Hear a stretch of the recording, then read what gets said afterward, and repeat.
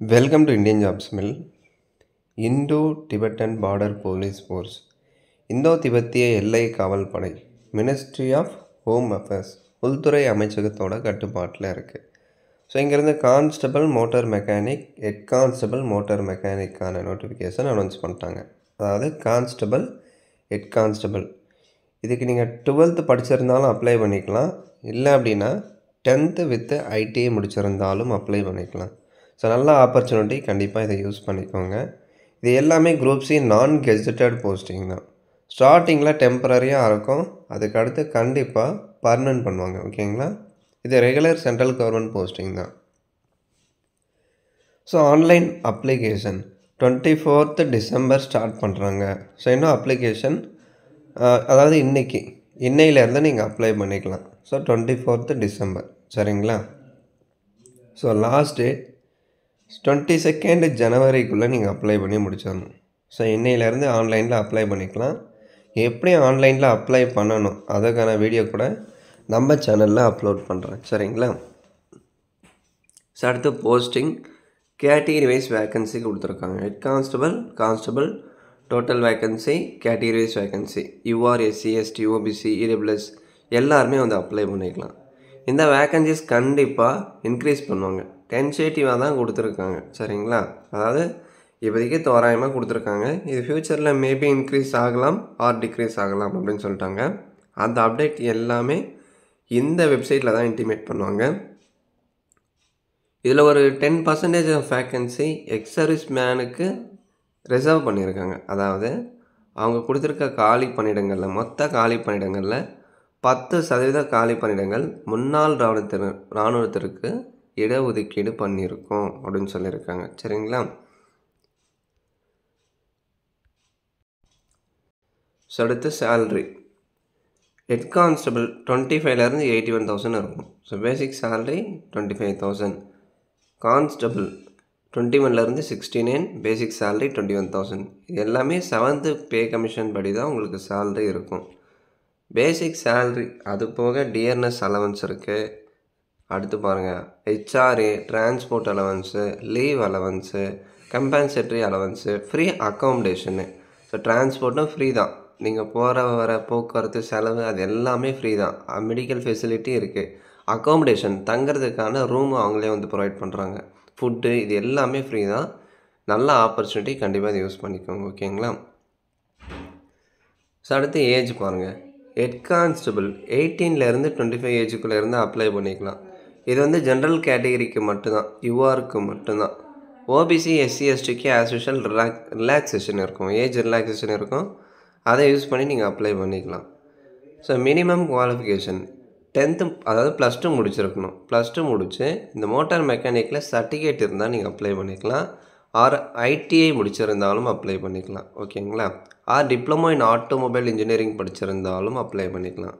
So இந்த head constable motor mechanic நீங்கள் apply பண்ணுறீங்க அப்படின்னா +2 from A recognised board, okay, R institution. ஓகேங்களா? ஸோ +2 முடிச்சிருக்கணும். +2 முடித்து மோட்டார் மெக்கானிக்கில் சர்டிஃபிகேட் இருந்தால் அப்ளை பண்ணிக்கலாம். இல்லை அப்படின்னா ஐடிஐ முடித்து அதில் 3 years ப்ராக்டிக்கல் எக்ஸ்பீரியன்ஸ் கேட்டிருக்காங்க. இல்லை அப்படின்னா டிப்ளமோ இன் ஆட்டோமொபைல் இன்ஜினியரிங் படிச்சிருந்தாலும் நீங்கள் அப்ளை பண்ணிக்கலாம். இந்த குவாலிஃபிகேஷன் எல்லாமே எலிஜிபிள் தான். So +2 R ITI R diploma, இந்த 3 குவாலிஃபிகேஷனில் ஏதாவது ஒரு குவாலிஃபிகேஷன் கம்ப்ளீட் பண்ணியிருந்தால் நீங்கள் அப்ளை பண்ணிக்கலாம். ஸோ அடுத்து கான்ஸ்டபிள் மோட்டார் மெக்கானிக். கான்ஸ்டபிளுக்கு 10th பாஸ் பண்ணி அந்த 11th ட்ரேடில் நீங்கள் ஐடிஐ கம்ப்ளீட் பண்ணியிருந்தால் அப்ளை பண்ணிக்கலாம். ஓகேங்களா? 10th பாஸ் பண்ணியிருக்கணும், ப்ளஸ் அந்த 11th ட்ரேடில் ஐடிஐ சர்டிஃபிகேட் இருந்தால் நீங்கள் அப்ளை பண்ணலாம். ஸோ ஏஜ் ரிலாக்ஸேஷன் ஆல்ரெடி நான் சொன்ன மாதிரி இந்த எஸ்சி, எஸ்டி, ஓபிசிக்கு ஏஜ் ரிலாக்ஸேஷன் இருக்கும். எஸ்சி, எஸ்டிக்கு 5 years இருக்கும், ஓபிசிக்கு 3 years இருக்கும். ஏஜ் பாரானவங்க ரிலாக்ஸேஷன் யூஸ் பண்ணிக்கலாம். ஓகேங்களா? ஸோ இங்கே பாருங்கள், எஸ்சி, எஸ்டி 5 years 30 வரையும் அப்ளை பண்ணலாம். அதே மாதிரி ஓபிசிக்கு 3 years 28 ஏஜ் வரை நீங்கள் அப்ளை பண்ணிக்கலாம். ஸோ அடுத்த ஹைட்டு எல்லா ஸ்டேட்டுக்குமே 170 centimeters இருக்கணும். Chest unexpanded 80, expanded 85. So minimum expansion 5 centimeters கண்டிப்பாக இருக்கணும். சரிங்களா? இதுவே நீங்கள் எஸ்டி கேட்டகிரியாக இருக்கீங்க அப்படின்னா 162.5 சென்டிமீட்டர்ஸ் ஹைட் இருக்கணும். Chest unexpanded 76, expanded 81. So minimum 5 டிஃப்ரென்ஸாக வரணும். ஓகேங்களா? அதாவது 5 சென்டிமீட்டர் எக்ஸ்பேன்ஷன் கண்டிப்பாக இருக்கணும். ஸோ வெயிட் பாருங்கள், ஹைட்டு ஏஜுக்கு தகுந்த வெயிட் ப்ரொபோர்ஷனேட்டாக இருக்கணும் அப்படின்னு சொல்கிறாங்க. அது பாடி மாஸ் இண்டெக்ஸ் சார்ட்டில் இருக்கும். அதை நம்ம டெலிகிராமில் நான் ஷேர் பண்ணுறேன். அதே மாதிரி டேட்டூ சைஸு, லொக்கேஷன், எந்த சைஸில் இருக்கணும், எந்த இடத்துல இருந்து அலோவ் பண்ணுவாங்க, ஸோ என்ன டைப், அது எல்லாமே இதில் கொடுத்துருக்காங்க. ஸோ டீட்டெயிலாக செக் பண்ணிக்கோங்க. எப்படி ப்ரோ அப்ளை பண்ணுறது அப்படின்னா recruitment.idbpolice.nic.in இந்த வெப்சைட்டில் போய்ட்டு உங்கள் இமெயில் ஐடி, மொபைல் நம்பர் இதெல்லாமே கொடுத்து நீங்கள் ரெஜிஸ்டர் பண்ணுற மாதிரி இருக்கும். ஒன்ஸ் ரிஜிஸ்ட்ரேஷன் பண்ணிட்டீங்க அப்படின்னா உங்கள் இமெயில் ஐடி அண்ட் தென் உங்கள் பாஸ்வேர்டை என்டர் பண்ணி நீங்கள் அப்ளிகேஷன் வந்து சப்மிட் பண்ணிக்கலாம். அது எப்படி பண்ணணும் ஸ்டெப் பை ஸ்டெப்பாக வீடியோ நம்ம யூடியூப் சேனலில் அப்லோட் பண்ணுறேன். சரிங்களா? ஸோ அப்ளிகேஷன் ஃபீஸ் இருக்குது ஃப்ரெண்ட்ஸ், 100 rupees இருக்குது. யுஆர் ஓபிசி இடபிள்யூஎஸ் கேட்டகிரியாக இருந்தால் 100 rupees ஆன்லைன் பேமெண்ட் நீங்கள் பண்ணுற மாதிரி இருக்கும். எஸ்சி எஸ்டி எக்ஸ் சர்வீஸ் மேனாக இருந்தால் ஃபீஸ் இல்லை, நீங்கள் ஃப்ரீயாகவே அப்ளை பண்ணிக்கலாம். ஓகேங்களா? ஸோ செலெக்ஷன் ப்ராசஸ் பாருங்கள். செலெக்ஷன் ப்ராசஸில் physical efficiency, physical standard, document verification, written, medical இது எல்லாமே இருக்கும். ஓகேங்களா? ஸோ இப்போ ஃபேஸ் 1ல் ஃபிசிக்கல் எஃபிஷியன்சி கண்டக்ட் பண்ணுறாங்க. 1.6 kilometre running, long jump, high jump இது எல்லாமே இருக்கும். ஸோ இதை நீங்கள் கிளியர் பண்ணிட்டீங்க அப்படின்னா இங்கே பாருங்கள் ஃபிசிக்கல் ஸ்டாண்டர்டு இருக்கும். அதாவது height, chest measurement, weight measurement இது எல்லாமே வந்து செக் பண்ணுவாங்க. ஸோ இதுலேயே வந்து நீங்கள் குவாலிஃபை ஆகிட்டீங்க அப்படின்னா அடுத்த கட்டமாக ஃபேஸ் 2 கண்டக்ட் பண்ணுவாங்க. ஃபேஸ் 2ல் டாக்குமெண்ட் வெரிஃபிகேஷனே இருக்கும். நீங்கள் எடுத்துகிட்டு வந்த டாக்குமெண்ட்ஸு, ஆன்லைனில் அப்ளை பண்ணுறப்ப அப்லோட் பண்ண டாக்குமெண்ட்ஸு இது எல்லாமே கரெக்டாக இருக்கான்னு செக் பண்ணுவாங்க. உங்கள் date of birth, 10th mark sheet, diploma certificate, ID certificate இது எல்லாமே வந்து கரெக்டாக இருக்கா, ஒரிஜினல் தானா அப்படின்னு சொல்லிட்டு செக் பண்ணுவாங்க. ஓகேங்களா? ஸோ அடுத்து பாருங்கள் ரிட்டன் எக்ஸாமினேஷன் இருக்கும். ரிட்டன் எக்ஸாமினேஷன் பேட்டர்ன் எப்படி இருக்கும் அப்படின்னா ஓஎம்ஆர் பேஸ்டு தான். ஓகேங்களா? அதாவது இங்கே பாருங்கள் கம்ப்யூட்டர் பேஸ்டு சிபிடியாக இருக்கலாம், இல்லை அப்படின்னா ஓஎம்ஆர் பேஸ்டாக இருக்கலாம். அது அப்டேட் வரும்போது அவங்க கிளியராக மென்ஷன் பண்ணுவாங்க சிபிடியா இல்லை ஓஎம்ஆர் பேஸ்டா, அதாவது ஹேண்ட் ரிட்டன் மோடா இல்லை நீங்கள் சிஸ்டமில் அட்டன் பண்ணுற மாதிரி இருக்குமா, அதை வந்து எக்ஸாம் கிட்ட வரும்போது அவங்க இன்டிமேட் பண்ணுவாங்க. 100 மார்க் எக்ஸாம் இருக்கும். எல்லாமே வந்து அப்ஜெக்டிவ் டைப் தான். சரிங்களா? ஸோ ஜென்ரல் நாலேஜ்லேருந்து ஒரு 10 கொஷின், மேக்ஸில் இருந்து ஒரு 10 கொஷின், இங்கிலீஷ் ஆர் ஹிந்தி நீங்கள் இங்கிலீஷ் வந்து செலக்ட் பண்ணிக்கலாம். இங்கிலீஷில் இருந்து 20 கொஷின். ட்ரேட் ரிலேட்டட் தியரி அப்படின்னா உங்கள் குவாலிஃபிகேஷனை பொறுத்து அது சம்மந்தமாக கொஷின் வரும். ஸோ இது 4 ஜிகேலேருந்து ஒரு 10 கொஷின், மேக்ஸில் இருந்து ஒரு 10 கொஷின், இங்கிலீஷில் இருந்து ஒரு 20 கொஷின். ஸோ 40. அடுத்து கீழே பாருங்கள் உங்கள் ட்ரேட் ரிலேட்டடாக தியரியிலேருந்து ஒரு 60 கொஷின். ஸோ மொத்தம் 100 கொஷின்.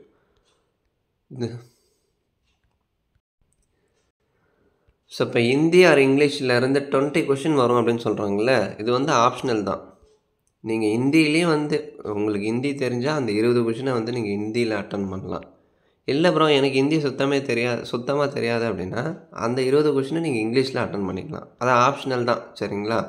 ஹிந்தி கம்பல்சரியாக அட்டன் பண்ணணும் அந்த மாதிரிலாம் கிடையாது. ஹிந்தி ஆர் இங்கிலீஷ் கொடுத்துட்டாங்க. ஸோ நீங்கள் இங்கிலீஷ்லேயே வந்து அட்டன் பண்ணலாம் ஹிந்தி தெரியல அப்படின்னா. ஸோ இந்த கொஷின் எல்லாமே 10th ஸ்டாண்டர்ட் லெவலில் தான் இருக்கும். இப்போ நீங்கள் காம்படிட்டிவ் எக்ஸாமுக்கு ப்ரிப்பேர் பண்ணுறீங்க அப்படின்னா அதுவே போதுமானது தான். இப்போ ரயில்வேக்கெலாம் நான் படிச்சுட்ருக்கேன் அப்படின்னா இதை நீங்கள் ஈஸியாக கிளியர் பண்ணலாம். 10th லெவலில் தான் இருக்கும். கவர்மெண்ட் தமிழ்நாடு சமச்சீர் புக்ஸை நீங்கள் படிக்கலாம், இல்லை அப்படின்னா என்சிஆர்டி புக்ஸை கூட நீங்கள் படிக்கலாம். அடிஷ்னலாக ஜிகேக்கு நிறைய புக் இருக்குது, அதை ஃபாலோ பண்ணி நீங்கள் படிச்சுக்கலாம். இப்போ ஜென்ரல் இடபிள்யூஎஸ்ஸாக இருக்கீங்க அப்படின்னா மினிமம் 35% வேணும். இப்போ ரிட்டன் எக்ஸாமில் நீங்கள் பாஸ் ஆகணும் அப்படின்னா மினிமம் 35% இருக்கணும். இதுவே எஸ்சி எஸ்டி ஓபிசியாக இருக்கீங்க அப்படின்னா 33% இருந்தாலே போதும், நீங்கள் பாஸ் ஆகலாம். இதுக்கு மேலே அதிகமான பர்சன்டேஜ் எடுத்தால் மட்டும்தான் அவங்க ஃபிக்ஸ் பண்ணுற அந்த கட் ஆஃபை நீங்கள் கிளியர் பண்ணி போஸ்டிங் எடுக்க முடியும். சரிங்களா? இப்போ ஃபேஸ் 3 பாருங்கள். சரி ப்ரோ எவ்வளோ கட் ஆஃப் இருக்கும் அப்படின்னா அது எத்தனை அப்ளிகேஷன் ரிசீவ் ஆகுது, எத்தனை பேர் எக்ஸாம் அட்டன் பண்ணுறாங்க, அதெல்லாம் பொறுத்து தான் கட் ஆஃப் வந்து அவங்க ஃபிக்ஸ் பண்ணுவாங்க. நம்ம வந்து சொல்ல முடியாது. இங்கே பாருங்கள் ஃபேஸ் 3ல் ப்ராக்டிக்கல் டெஸ்ட் இருக்கும். அதாவது வந்து 50 மார்க் இருக்கும். அதாவது vehicle inspection, identification of fault, practical test அப்படின்னா செய்முறை தேர்வு அப்படின்னு சொல்லுவாங்க. இப்போ உங்ககிட்ட வெஹிக்கல் கொடுத்துருவாங்க.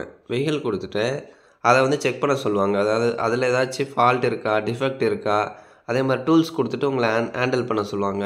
அதுக்கான மார்க் எல்லாமே அலோகேட் பண்ணுவாங்க. இங்கே பாருங்கள், வெஹிக்கல் செக்கிங்க்கு 10 மார்க்கு, ஐடென்டிஃபிகேஷன் ஆஃப் ஃபால்ட்டுக்கு 10 மார்க்கு, ரெக்டிஃபிகேஷன் ஆஃப் டிஃபெக்ட்டு அந்த குறையை கண்டுபிடிக்கிறீங்க இல்லையா, அதுக்கு ஒரு 25 மார்க். கரெக்டாக கண்டுபிடிச்சிட்டிங்க அப்படின்னா அந்த டிஃபெக்ட்டை அதுக்கு ஒரு 25 மார்க்கு. அந்த டூல்ஸை வந்து நீங்கள் சரியாக ஹேண்டில் பண்ணுறீங்க, அவங்க கொடுக்குற டூல்ஸை நீங்கள் சரியாக ஹேண்டில் பண்ணுறீங்க அப்படின்னா அதுக்கு ஒரு 5 மார்க். ஸோ மொத்தம் 50 மார்க். இது வந்து ஸ்கில் டெஸ்ட்டு.